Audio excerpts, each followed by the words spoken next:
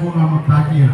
ඒ විදිහට ඒ තරඟයට ඔබ එකතු වෙන්නට කියලා ආරාධනා කරනවා. ඉතින් මහත්මයා කියන්නකෝ එයා ඇඳගෙන ඉන්න පුංචි පාට.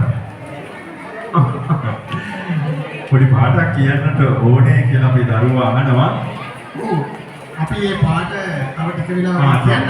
සමහර මට හිතෙනවා කූපන් පත්‍රයක් පෙන්නන්න නැතුව ගිහින් අපේ සගුණ අනුත්තර තට්ටු කරලා තියෙනවා. එතකොට තාම සර්ටිෆිකේට් කල්සිනේ පාට කොහොමද වුණා?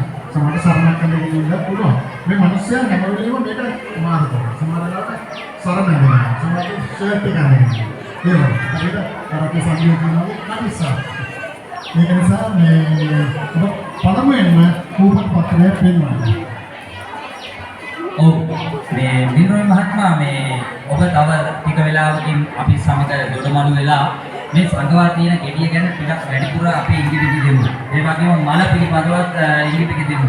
ඔබ කිව්ව විදිහට ආයුර්වේදයට සම්බන්ධයි කියලා කිව්වා. ඒ අනුව මම හිතන්නේ අපේ තරඟකාරයන් නිශ්චය කරાવી මෙන්න මේ මල තමයි මේ ගෙඩිය තමයි සංගවලා තියෙන්නේ කියලා. ඔව් සංජීව මහත්මයා අපි දැන් සූදානම් කනමොට්ටි විදීමේ තරගය පවත්වන්නට කනමොට්ටි විදීමේ තරගය පවත්වන්නට සූදානම් නිසා ඔබගේ නාම ලේඛනය එම ස්ථානයට ලබා දෙන්න. නැතිනම් නාම ලේඛනයක් අවශ්‍ය නැහැ. කනමොට්ටි විදීමේ තරගය කොයි සවයේද?